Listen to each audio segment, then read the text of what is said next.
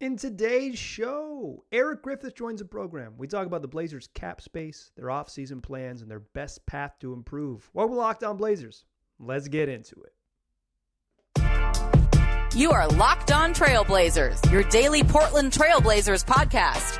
Part of the Locked On Podcast Network, your team every day.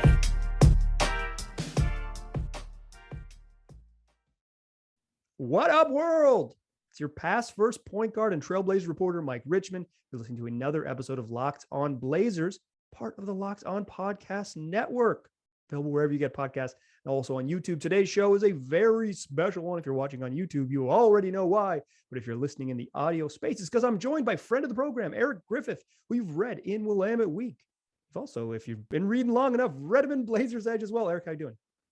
I'm doing good, Mike. How are you doing? Oh, living the dream. You know me.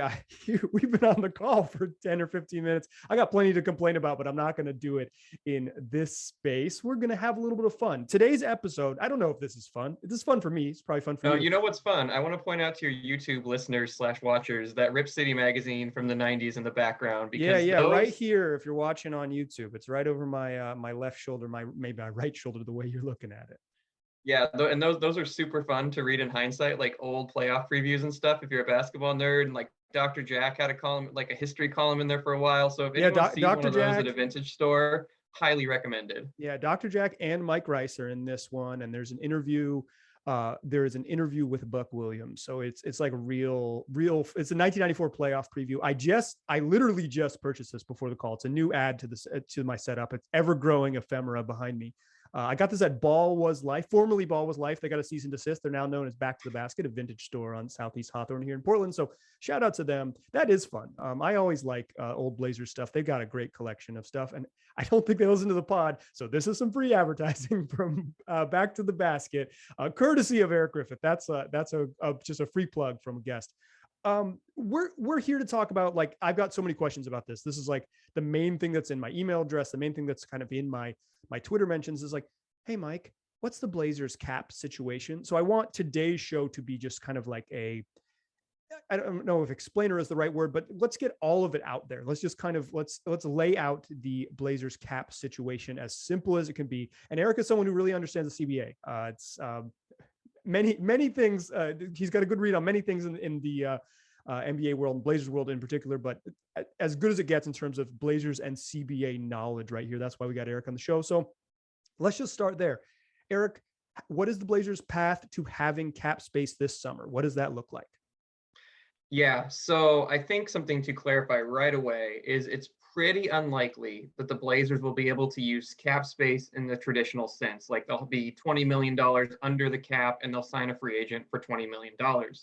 That is pretty unlikely because they already have, looking over at my spreadsheet, about $70 million locked up just in salary that's already guaranteed to Damian Lillard, Justice Winslow, Nasir Little, etc. Those kind of guys, as well as some dead salary. And then once you add in the cap holds for instance, Anthony Simons free agency, Yusuf Nurkic's free agency, and so forth, you're looking at a total cap figure of right around like $113, $114 million.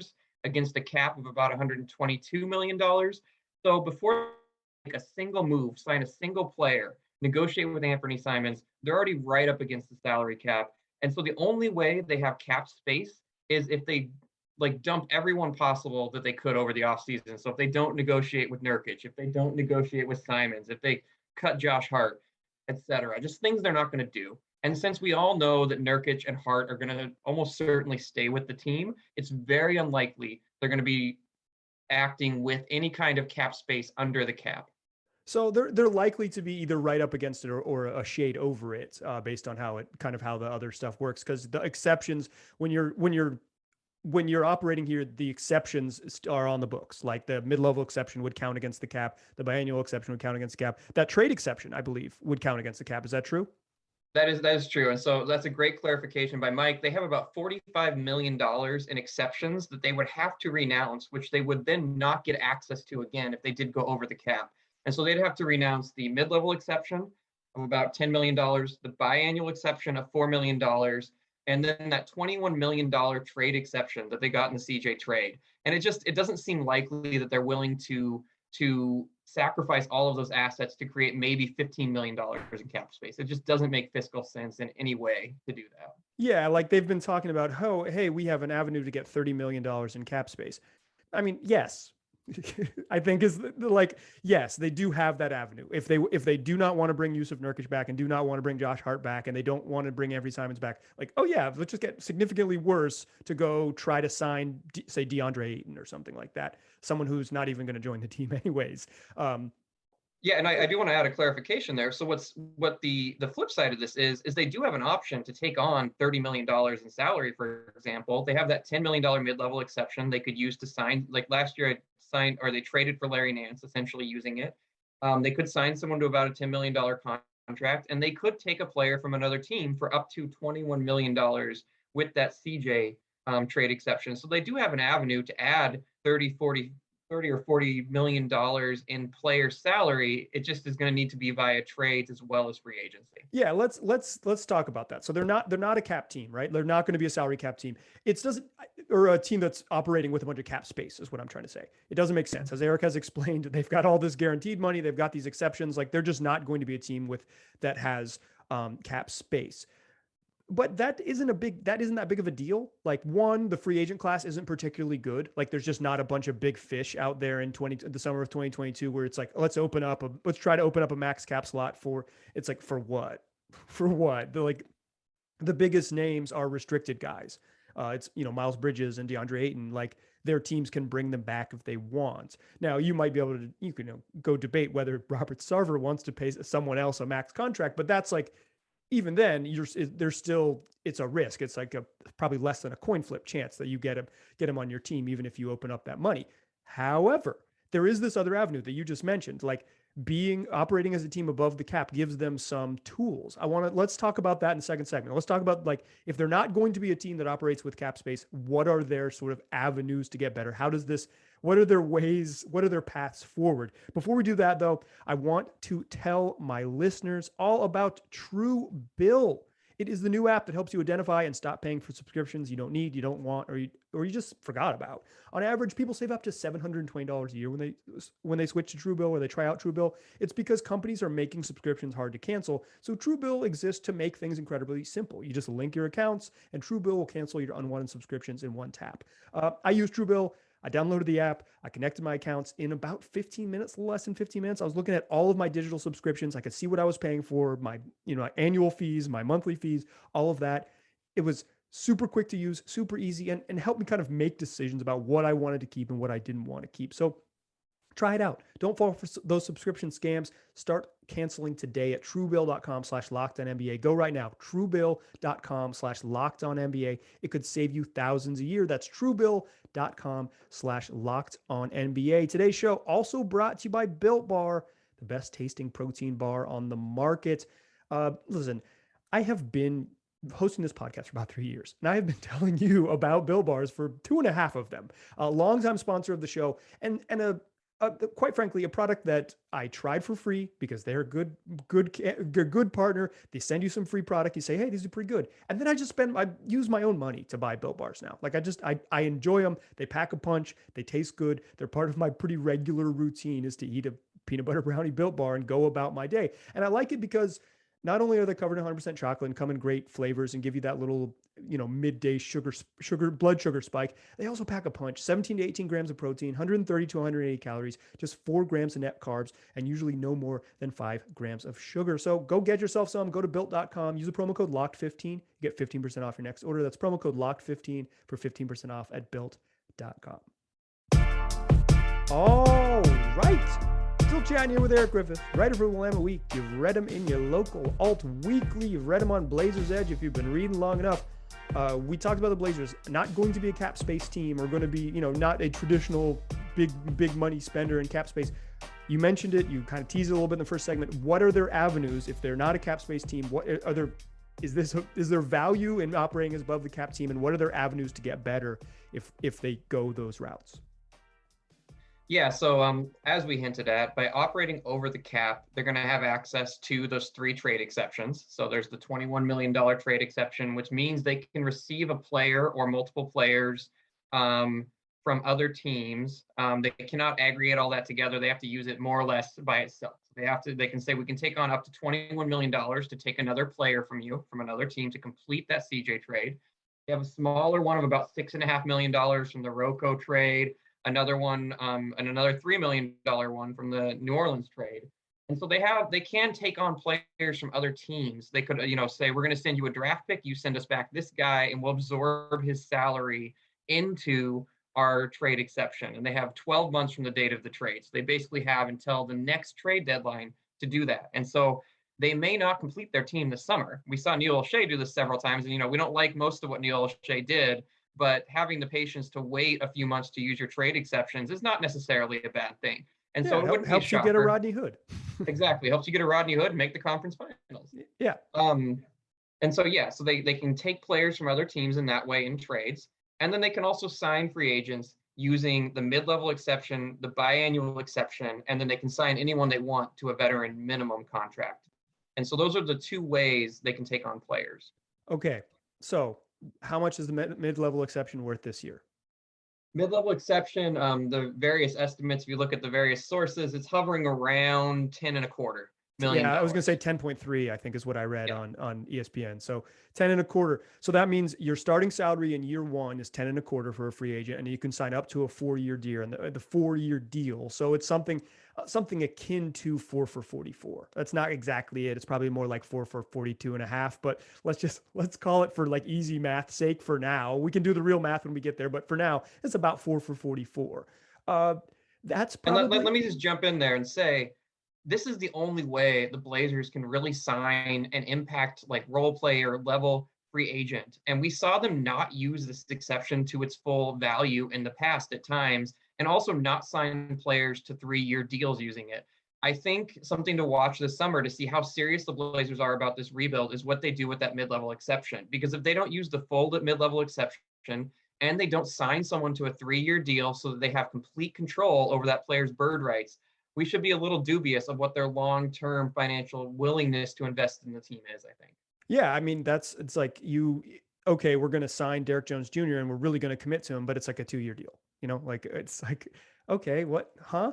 Or it's like, we're going to use part of this to sign Gary Trent Jr., but it's going to be, I agree. They got to, like, one of the ways to find out if they're really about it is not like re-signing Nurk and Ant. That's just good business. That's going to happen. And we'll talk about that there in a second. But do they spend all of this exception money? If they're really going to go for it, like Damian Lillard seems to really, every time anyone asks him, he mentions loyalty and championships. If he wants this to happen here, what the people in charge, how much money they allocate matters. And I think that's a really good point. It's like, okay, if you spend the full mid-level, you're serious. If you spend a portion of it, you're just, we know what's up. We know what the deal is. Yeah, and I would just add on too there, the reason that's important is because the Blazers are not a talent-rich team right now. They have a significant lack of depth, and it's a glaring weakness that we're looking at. And we can see that where they send 2 players to the Clippers, those guys are automatically major parts of a playoff run. You don't give up this many impact players, regardless of the salary, without having to bring in some replacements to fill out your bench. The only feasible way to do that with free agents is via the mid-level exception. And then in turn, you have to keep those players around, because it's not like you build depth over the course of one season. You build depth in the NBA over the course of several seasons by getting players on high-value contracts that are then flexible for you in the future. And the Blazers have failed at that in the past. And that's another reason why I feel like with this new regime change, watching that mid-level exception will be something of a bellwether for their long-term intent. Yeah, it is. Joe Cronin has put such a massive stamp on this, without a value judgment. I think people are mad at Joe Cronin right now, so I don't sure, be mad at him. That's fine. But he has said, okay, I'm going to, I have a plan. And whether that plan is a good plan or a bad plan remains to be seen, or maybe you're convinced it's terrible now and fire Joe Cronin. But the man tore it down, traded CJ McCollum, got rid of all the money, built the worst team maybe we've ever seen in the league for 25 games, without a doubt, as certainly the worst collection of talent I've seen in the years I've been doing this, close to a decade. So I've watched an unreasonable number of 70s NBA games. I think that this was the worst 25 game roster in NBA history. I mean, Uh, it's up there. yeah. It's like it's in the conversation. It was just like it's as bad as they've been. The man had a plan. Some of it didn't go right for him, but like part of seeing that plan and play out in the future is what they do this summer. One more question on the exception stuff. So few teams use the biannual exception. It doesn't come up very much. Why not? And then as an ancillary part of that question or a secondary part of that question, what is a hard cap? Yes. So the biannual exception is exactly what it sounds like. It's every other year. It's for about $4 million. What we're starting to see is that, these minimum contracts that you're signing someone to Carmelo Anthony at he gets paid like overall, those players get paid. I forget what it is now. It's somewhere between $2.5, $2.8 million, something like that for someone who has a lot of NBA experience. The team only covers about 60% of that contract. The rest of it for a longtime veteran is covered by the league office, essentially by all 30 teams. And so a lot of times you'll see teams, I think, filling out their roster. And this is my interpretation of what I see going on. This is not something a league insider has told me, but what I'm seeing is a lot of teams are seeing more value in those minimum veteran contracts that they don't have to pay the full amount for, and also can bring on someone with more experience because there's just not that much of a difference between a minimum and the biannual contract right now. And particularly, you're talking to Carmelo Anthony. It's like you've made whatever $200 million in contracts. Are you cool taking $3 million and not $4 million? And he's like, yeah, all right. Yeah, like fine. I don't need to negotiate for $1 million because I've been doing this for I'm freaking Carmelo Anthony or whatever it might be. Even if I'm Tristan Thompson, it's the same idea. Is that, hey, we can only pay you at this rate. You can go somewhere else to make $1 million more. Okay, no problem. Like I'll take a 30% reduction in pay for just a much better situation. So teams don't really use the biannual. But Mike, the one thing I will add there that I think the Blazers have done well in the past that we would be smart to watch with the biannual exception is that you can split the biannual exception across multiple players. And so something we saw the Blazers do was use one of their other exceptions to sign someone like Seth Curry to a short-term contract, but also to sign Gary Trent Jr. to a 3-year contract at the league minimum. And then that locked in the full bird rights so that he was a restricted free agent. That is something which you cannot do with a minimum contract. A minimum contract can only be, it cannot be long enough to qualify someone for full bird rights. And so a move that a smart team will make, I think, in the Blazers situation when they are talent starved is to search for those diamonds in the rough. Someone like Duncan Robinson with the Heat, and sign someone like Gary Trent Jr., who's maybe a second or an unsigned free agent, to a 3-year deal using the biannual exception so that you lock in bird rights. And then, if you hit the jackpot on this player, you now have team control at a low salary for a role player, which is absolutely essential to proper team building in the NBA. So I kind of expect them to use the biannual exception to lock a second rounder into a slightly longer contract. Yeah, and they do have 2 seconds. If they're going to be expensive if they're going to be top heavy, like at the top of the roster, a little bit expensive at the top of the roster, depending on how much money Simons and Nurk make, then building, I mean, they have a lot of young guys at the back half of the roster right now. We'll see what happens how many they keep. I can't imagine they take 2 second-round picks and a first rounder on this roster. They just need more vets. Like they just need more vets. It's why other things might happen. We'll talk about that in a little bit, but I think there's the Gary Trent deal is like a classic Olshey move, right? He traded 2 second-round picks and some cash to get his guy. His guy turned out to be pretty good. Neil should be a scout. He's not good at press conferences. Any place where he doesn't have to talk into a microphone and doesn't have to be publicly mad, and he can just scout 6'5" dudes in the second round. Incredibly good at it. Straight up great at scouting someone under 6'6" in the second round. There's no Neil's freaking great at it. Has a pretty solid, in my opinion, very solid track record of finding. If only there was a 6'5" and under NBA minor league. Yeah, or something. Finding a Will Barton and a Pat Connaughton and a Gary Trent Jr. He's just Alan Crabb. Like he's just straight up great at it. The other stuff we can't manage to keep those players around in Portland. No, apparently, never. He's but, never at least never retained retained them, right? one. Exactly, never retained one, but got it.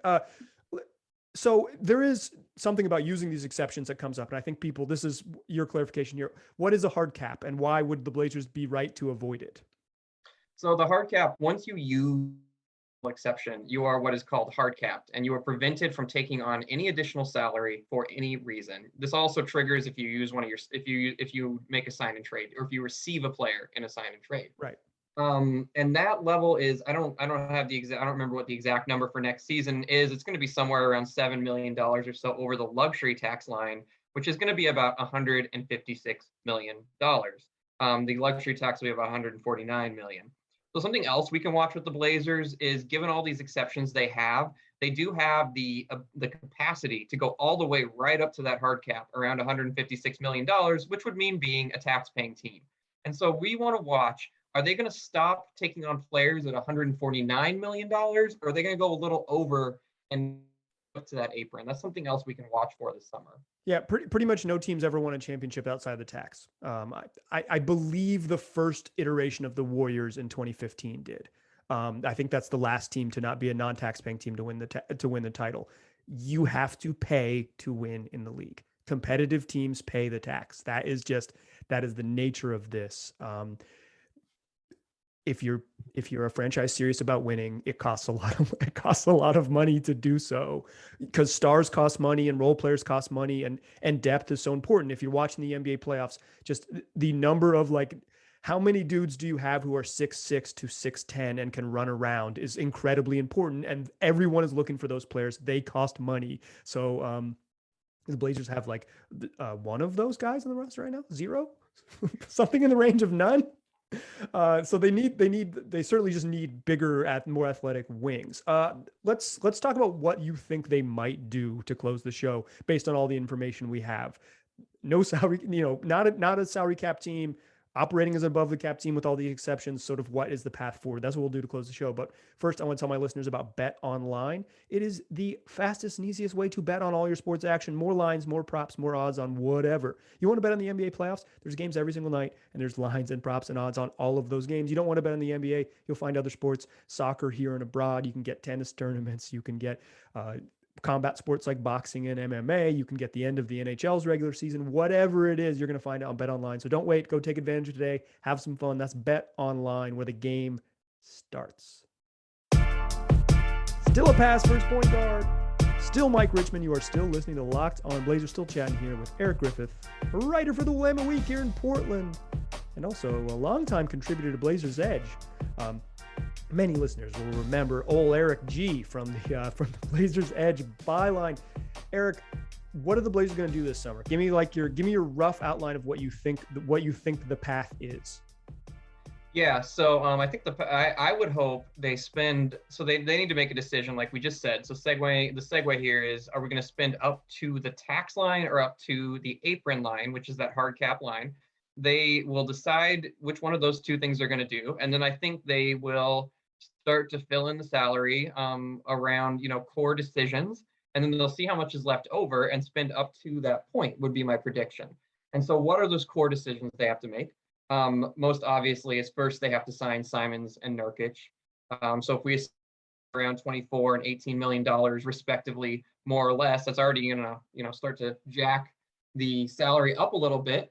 And then if you assume they retain all the secondary players on the roster, so we have like Justice Winslow, Keon Johnson, I think Lozada, I always say his name wrong. Lozada is still under contract for next year. And then, so they'll do that.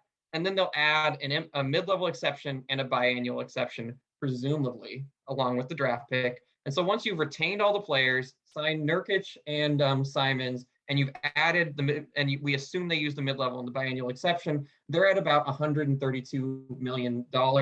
Add in the ghost of Alan Crabb and Eric Bledsoe's dead money. We're going to assume they cut Eric Bledsoe. I think that adds another $7. Now they're up around $139 million, which is about $17 million over the luxury cap and about over the salary cap and about $10 million below the luxury tax line. And that's without using that big trade exception, which would bring in another big money player without necessarily Blazers sending out any salary. It's without using the smaller trade exceptions that could bring in, that could swap maybe like a Luzada for someone making $6 million, and the net is $5 million, but being more expensive. So you're talking about a team that's about 135 million ish, without using some of their big tools. Do you think they'll use that trade exception? They certainly have mentioned it a lot. If they, so this is I see a discordance right now between with what they're saying and the reality of their situation. The reality of the situation, like we've said, and I think we really need to harp on, is that they are relatively talent poor. I don't know that you can look at the roster right now and say that this roster is more talented than it was 12 months ago. Now, No, that I would does say not no mean way, that, right? No way. yeah, and that doesn't mean they're in a worse situation necessarily, because I'm sure you've talked repeatedly about all the salary they dump, but the reality is they don't have as many good players as they used to, and so I think they have to use at least one of those trade exceptions just to get those guys who are competent NBA players who can mop up regular season minutes so that the starters don't play 38 minutes a night. Yeah, I mean, like when Joe Cronin at his ex interview highlighted 6 players, he's like, "We've got a core 6 players." I'm like, that's not even a rotation. It's not even a rotate. Like you literally couldn't play a game with those 6 because you're just not big enough. Like you need another forward, you need another center. And that's including Justice Winslow and Nasir Little, I believe, if I'm counting right. Yes. I like both of those guys are solid NBA players, but are those guys rotation player in a playoff rotation on a team in the conference finals? I don't think we know that about either one yet. Probably one of them is, but it's like the idea that both of them definitely would be. I kind of think like, I think Nas is going to, I project him to be like a long-term starter in the league. I don't think he's going to be much more than that, like just from what I've seen. But I think like he could play. I mean, it's like some people feel like that's an insult. If you start for 10 years in the league, you had one hell of an NBA career. Like you did really well. And I kind of project him as that. Winslow, just the offense and the injury stuff. Like, I don't know if he'll ever be that again, but I'm not sure, like on a truly good team, if you're watching, I've been watching the playoffs like all week. It's like, if you're watching the truly good teams, are those guys playable at the really high levels? And I'm not 100% sure. I'm with you on that. So like you need to upgrade those 2 spots, because if the best version of the Blazers, in my opinion, Josh Hart and Nasir Little are the first 2 guys off the bench, like next season. The path to that, though, where you're not picking between Josh Hart and Nas Little to start at small forward, is so far from where they are right now. You'd have to get 2 starting level forwards in an NBA where literally every team is looking for 2 starting level forwards. The only team that isn't is the Clippers, because they have all of those players already on the roster. I think the added complication here is we're talking about that $21 million cap exception. And I think they have to use at least part of it, like for the reason you just outlined. Like they are making some very tough decisions in the starting lineup. So we haven't even gotten to the bench. And so first of all, they can't necessarily use all 21 million of it and stay below the hard cap, depending on how much they sign everyone else for, what exceptions they use, and so forth. So that's already an issue. Number 2, what are they going to tack on to that $21 million exception to get someone to send them a positive value player back? Because It has to be in a trade, and they are very low on draft capital. And it's not like there's a lot of blue chip prospects on the roster. So how do you pry a $21 million player away from another team at this point? Yeah, I mean, that's why they desperately needed that second top 10 pick from New Orleans, because then they'd actually have something of value to trade. You have to pick, like, say the Blazers finish 7th pick in the draft. Are you a have to pick at 7, or would you, like, if they are dangling 7, are you worried about the future of this team? I am, and so this gets back to what I'm saying, where I think there's a discordance between what the team claiming that they want to be competitive for, like title competitive next season, and the realities of their roster and the realities of their lack of draft capital.